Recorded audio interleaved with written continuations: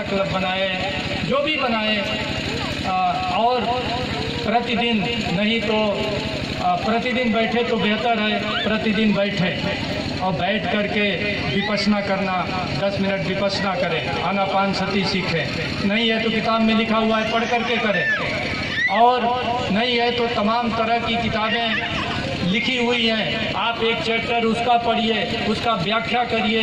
आप देखिए कि आपके गांव में भगवान बुद्ध का सिर्फ ये नहीं अर्थ हुआ कि पंचशील का झंडा लग गया, भगवान बुद्ध आपके यहाँ आ गए।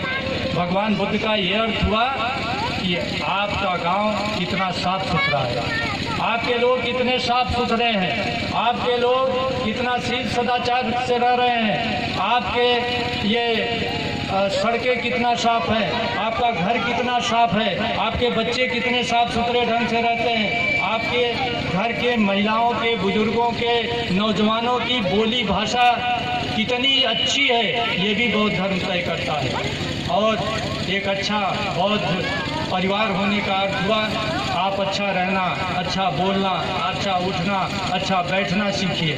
इसमें कोई बहुत पैसा नहीं लगता, ये सिर्फ संस्कारों में ढालने की ज़रूरत है। तो मैं समझता हूँ कि इस प्रकार का एक प्रयास पैरार शाहपुर से शुरू होगा और यहाँ के नौजवान कम से कम नियमित बैठना शुरू करेंगे। हमारी ये जो बच्चियाँ हैं इनका भी क्लब बना दीजिए, इनका भी क्लब बना दीजिए, ये भी बैठें और ये भी बैठ करके आपस में गुफ्तगू करना सीखें, आपस में बातचीत करना सीखें, और बातचीत करके हमारा कैसे कल्याण होगा, हमारा जीवन बेहतर कैसे होगा, हमारा परिवार कैसे बेहतर होगा, हमारा जैसे हम कहते हैं ना, अभी बता रहे थे आपको कि शाक्य संस्कृति जिसको बौद्ध संस्कृति में अपनाया गया, मिलजुल कर के रहने की संस्कृति, सामूहिकता की संस्कृति, एक साथ बैठने की संस्कृति थी। और भगवान बुद्ध ने लिच्छवियों के लोगों को कहा भी था कि जब तक एक साथ बैठते रहोगे, विचार विमर्श करते रहोगे और विचार विमर्श करके एक मत हो करके कोई निर्णय लोगे और उस निर्णय पर अडिग रहोगे, तब तक तुम्हारा पराभव नहीं होगा। तो आपका पराभव न हो, इसलिए सामूहिक जीवन आपको अपनाना पड़ेगा। गांव में टुकड़े टुकड़े से काम करने से ज़रूरत नहीं है। कोई नाराज़ है, कोई कुछ है, बहुत बड़े बड़े हमारे मुद्दे नहीं हैं। भंते जी को लगाइए, बड़े बुजुर्ग को लगाइए, उनको समझाइए। कोई नहीं समझ में आ रहा है तो उसको अपने भाग्य पर छोड़ दीजिए, उसके नियत पर छोड़ दीजिए। लेकिन ऐसे लोग कुछ ही गाँव में होंगे, ज़्यादातर लोग बेहतर हैं। और भगवान बुद्ध का मार्ग बढ़ाने के लिए सबसे ज़रूरी यही है कि कम से कम एक बैठने का ज़रूर स्थान बनाइए। कभी कभी लोग कहते हैं कि भाई कोई गांव सभा की ज़मीन मिल जाए तो हम लोग बना दें। अरे भाई, इसी गांव में तमाम सड़कें हैं, तमाम चक्रोड है, किसी के पास मान लो 1-2 बीघे ज़मीन है, कुछ लोग ऐसे भी होंगे 10 बीघे वाले होंगे। अरे चक्रोड के किनारे अगर वो 100 वर्ग मीटर भी 25 बाई 30 या 40 का कोई टुकड़ा दे दे, अपने पिताजी के नाम से, माताजी के नाम से उसको बनवा दें, बौद्ध विहार का नाम ही अपने पुरखों का रख दें, गांव वाले चंदा कर दें, भगवान बुद्ध की एक छोटी सी मूर्ति लग जाए, तो कम से कम आप समय बांट लीजिए कि भाई सुबह जो है बुजुर्ग लोग बैठेंगे, शाम को हमारी महिलाएं जाएंगी। डेली वहाँ बैठिए, डेली जब बैठेंगे वहाँ चर्चा होगी, धर्म की चर्चा होगी, तब बौद्ध धर्म का धीरे धीरे विकास होगा। और बौद्ध धर्म का विकास मानव विकास से जुड़ा हुआ है। जैसे मैंने कहा, आपकी शिक्षा, आपका स्वास्थ्य, आपका मानसिक विकास, सब कुछ आगे बढ़ेगा।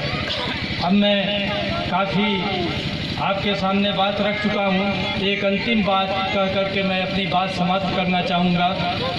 अभी हमारे पहले विवेक शाक्य जी ने बात रखी, भाई विक्रम सिंह जी ने बात रखी और तमाम लोगों ने बात रखी कि हम हैं तो 85% लोग। भगवान बुद्ध ने बहुजन की बात कही थी, काशीराम साहब ने उसी बहुजन शब्द को 85% कह दिया। बहुजन शब्द का भी प्रयोग किया उन्होंने, पार्टी का अपने रजिस्ट्रेशन भी बहुजन समाज पार्टी के नाम से कराया। और इसके पहले बाबू जगदेव प्रसाद जी बिहार में हुए थे। आप सभी जानते हैं वो 90% की बात करते थे। वो कहते थे कि 100 में 90 शोषित हैं, 90 भाग हमारा है और धन दौलत और राजपाट में बंटवारा होना चाहिए। ये उन्होंने बाबू जगदेव प्रसाद जी ने बात की। कोई वंचित कहता है, कोई शोषित कहता है, कोई उत्पीड़ित कहता है, कोई मूल निवासी शब्द लाता है और कोई गाड़ी का डिब्बा बना देता है। SC, ST, OBC, अल्पसंख्यक आदिवासी सब मिला करके हम लोग 85% बनते हैं। आज हम 85% लोग बहुत प्रयास कर रहे हैं कि हम एक हो जाए और एकता की बड़ी बड़ी बातें भी हो रही हैं, लेकिन ये एकता होगा कैसे? अभी विवेक साक्य जी गिना गए कि आपके कुशवाहा बिरादरी में ही 28 पार्टी है। तो जब कुशवाहा बिरादरी में 28 पार्टी है तो बहुजन समाज की तो इस समय 2500 पार्टी है। पूरे देश में बहुजन समाज की 2500 पार्टी है। तो अगर 2500 राजनीतिक तबके में हम बटे रहेंगे तो कभी भी हम सामाजिक तौर पर एक नहीं हो सकते।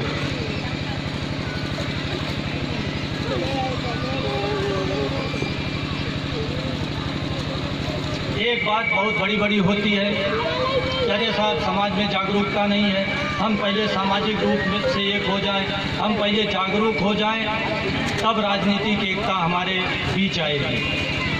सामाजिक रूप से हम लोगों को 200 सालों से तमाम महापुरुष जगा रहे हैं और ये जागरण का काम आधुनिक भारत में, पुरानी बातें तो छोड़ दीजिए भगवान बुद्ध से, आधुनिक भारत में हमें जगाने का काम ज्योतिबा फुले से शुरू होता है। ज्योतिबा फुले जी जगाए, साहू जी महाराज जी जगाए, बाबा साहब जगाए, काशीराम साहब जगाए, बाबू जगदेव प्रसाद जगाए, पेरियार जी जगाए, सब जगाते ही जा रहे हैं। और ऐसा नहीं है कि हम जगे नहीं हैं, ऐसा नहीं है कि हम बातें समझते नहीं हैं, ऐसा नहीं है कि हमारे बीच सामाजिक एकता नहीं है, ऐसा नहीं है कि हम सामाजिक रूप से कहीं लड़ाई भिड़ाई कर रहे हैं, लेकिन हमारी सारी जागरण कार्य के बावजूद, हमारे सारे जगने के बावजूद आज हम टुकड़ों टुकड़ों में विभक्त हो गए।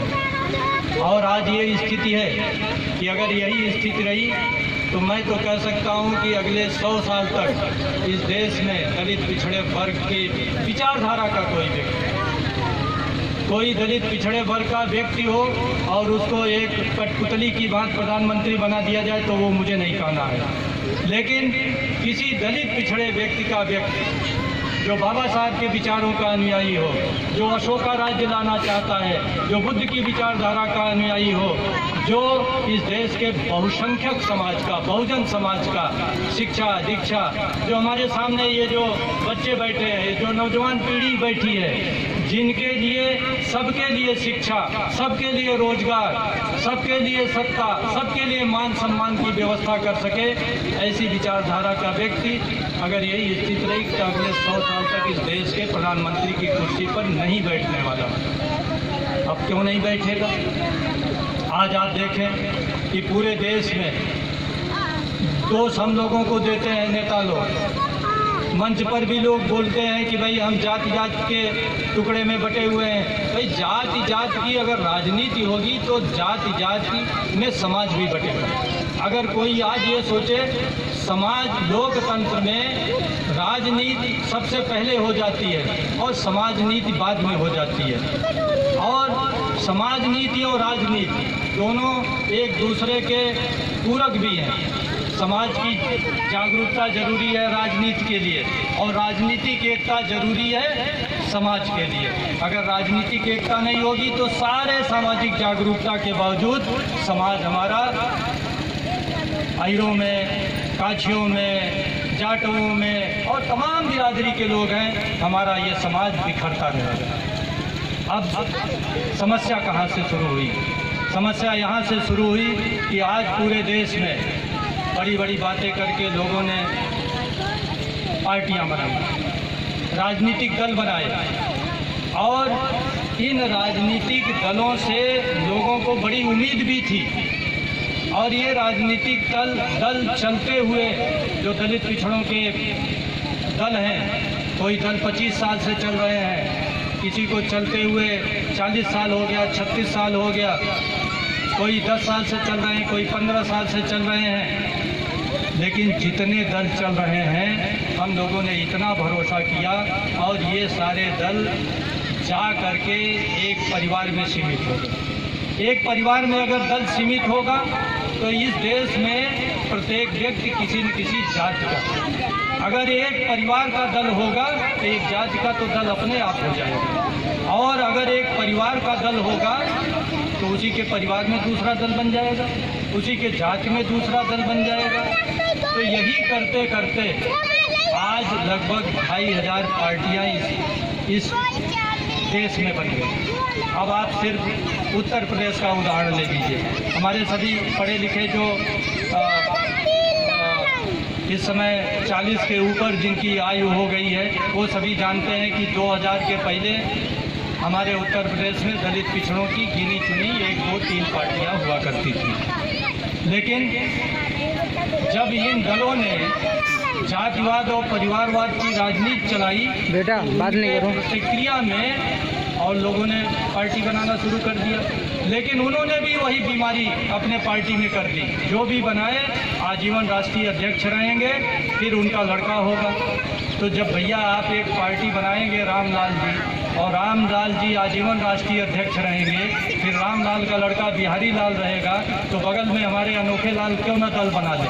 आप सिर्फ गरियाएंगे ही तो कि मेरा टांग खींच रहा है, लेकिन उसको दल बनाने का क्यों नहीं अधिकार है। इसीलिए हमारे सैकड़ों दल, और नहीं बल्कि हजारों दल बने। अब आज पूरे देश में हम आप लोगों से पूछना चाहते हैं, एक किसी दल का नाम बता दीजिए दलित और पिछड़ों का जिसमें राष्ट्रीय अध्यक्ष आज तक बदला हो। एक किसी दल का नाम बता दीजिए जिसमें एक जाति का वर्चस्व न हो। एक किसी दल का नाम बता दीजिए जिसमें दल का मुखिया तानाशाह न हो। वही जो चाहता है वही होता है।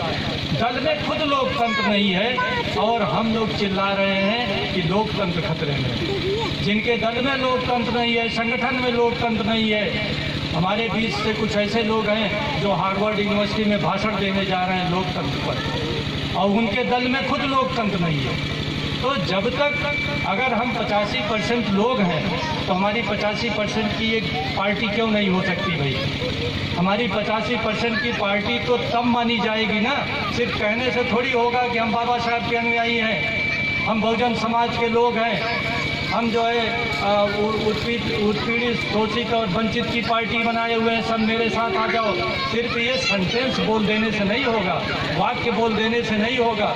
उस वाक्य को आपको जीना भी पड़ेगा, उस वाक्य को आपको जिंदगी में उतारना भी पड़ेगा, और कोई भी अपनी ज़िंदगी में उतारना नहीं चाह रहा। अगर आप बहुजन की पार्टी बनाए हो, पिछड़ों की पार्टी बनाए हो, दलितों की पार्टी बनाए हो, वंचितों की पार्टी बनाए हो, 85% की पार्टी बनाए हो, तो क्या भाई बहुजन का माने एक जाति होता है, पिछड़ों का माने एक जाति होता है? हम क्यों एक ऐसी नई पार्टी बना सकते? लोकतंत्र है। आप 4 साल का, 3 साल का राष्ट्रीय अध्यक्ष का कार्यकाल निर्धारित कर लीजिए, प्रत्येक पद का कार्यकाल निर्धारित कर लीजिए। बूथ अध्यक्ष से लेकर के राष्ट्रीय अध्यक्ष तक एक निर्धारित समय तक रहे, 3 साल रहे, 4 साल रहे, 5 साल रहे, 3 साल का 2 कार्यकाल रहे, 4 साल का 2 कार्यकाल रहे, लेकिन कोई तो एक सीमा निर्धारित करिए। अगर आप कल्पना करिए बिहार और उत्तर प्रदेश में बनी बहुजन की पार्टियां, पिछड़ों की पार्टियों में जिनको लगभग 36 साल हो गए हैं, अगर कभी उसमें राष्ट्रीय अध्यक्ष शाक्य होता, कभी यादव होता, कभी कुर्मी होता, कभी लोध होता, कभी पासी होता, कभी वाल्मीकि होता, कभी खटीक होता, कभी बिहार का होता, कभी राजस्थान का होता, कभी आदिवासी होता, कभी मुस्लिम होता, तो हमारी भी आज एक राष्ट्रीय पार्टी बन जाती कि न बन जाती। और जब राष्ट्रीय पार्टी बन जाती तो क्या हमारा आदमी प्रधानमंत्री की कुर्सी पर नहीं बैठता? और असली ताकत इस देश में हम सभी अपने नौजवान साथियों को भी बता देना चाहते हैं कि असली ताकत मंत्री और मुख्यमंत्री में नहीं है। इस देश में असली ताकत पार्लियामेंट में है और प्रधानमंत्री में है। जब तक आप उस जगह नहीं पहुंचोगे, देश के लिए बेटा बात नहीं करो, नीति निर्धारण करने वाले, देश के भाग्य विधाता नहीं बनोगे, पार्लियामेंट में पहुंचकर अपने हित में संविधान नहीं बना पाओगे, अपना प्रधानमंत्री नहीं बना पाओगे, तब तक राज्य की भी सत्ता प्राप्त करके आपकी सत्ता कब चली जाएगी, कब सीबीआई के छापे पड़ जाएंगे, कब ईडी के छापे पड़ जाएंगे। और इससे बढ़कर के नीतियों का निर्धारण सब केंद्र सरकार से होती है। तो अगर ये दल अगर ऐसे होते कि विभिन्न बहुजन समाज की जितनी जातियां हैं, सब में प्रतिभाशाली लोग हैं, सब में क्षमताशील लोग हैं, सब नेतृत्व कर सकते हैं। कुछ लोग कहते हैं अरे भाई रामलाल बड़ा पैसा खर्च कर रहे हैं, रामलाल बड़ा संघर्ष किए हैं, रामलाल रात दिन एक कर दिए हैं, तो रामलाल नहीं पार्टी के मालिक होंगे तो क्या बिहारी लाल होंगे? तो बिहारी लाल कहेंगे कि भैया रामलाल आप जुझारू बनिए, आप मेहनत करिए, अब हम एक पार्टी बना रहे हैं, हम भी मेहनत करेंगे। इसीलिए हमारा कारवां टूटता जा रहा है। हम बुद्ध की बात करते हैं, हम बाबा साहब की बात करते हैं, हम अशोक की बात करते हैं, हम ज्योतिबा फुले की बात करते हैं, हम दलित पिछड़ों के आंदोलन की बात करते हैं, हम अपने उत्पीड़न की बात करते हैं, लेकिन हम भूल जाते हैं कि अगर एक स्वस्थ राजनीति खड़ा करना होगा, अगर आप स्वस्थ राजनीति खड़ा करना चाहते हैं तो आपको दिल दिमाग भी स्वच्छ और दिल दिमाग भी आपको स्वस्थ रखना पड़ेगा। और हम सबको मिल करके इस देश में एक ऐसा सिस्टम, एक ऐसा व्यवस्था बनाना पड़ेगा जहां की भगवान बुद्ध की विचारधारा, बाबा साहब की विचारधारा आगे बढ़ सके। जब तक आपके पास सत्ता नहीं होगी, आपकी संस्कृति की भी रक्षा नहीं होगी। हमारे पास सत्ता गई, बौद्ध धर्म भी चला गया, और अगर अब भी सत्ता नहीं होगी तो ये बौद्ध धर्म, ये अशोक की बात, एक अशोक राज्य की बात, ये बाबा साहब की बात सब बेईमानी हो जाएगी। इसी के साथ मैं अपनी वाणी को विराम देता हूँ। नमो बुद्धाय, जय भारत।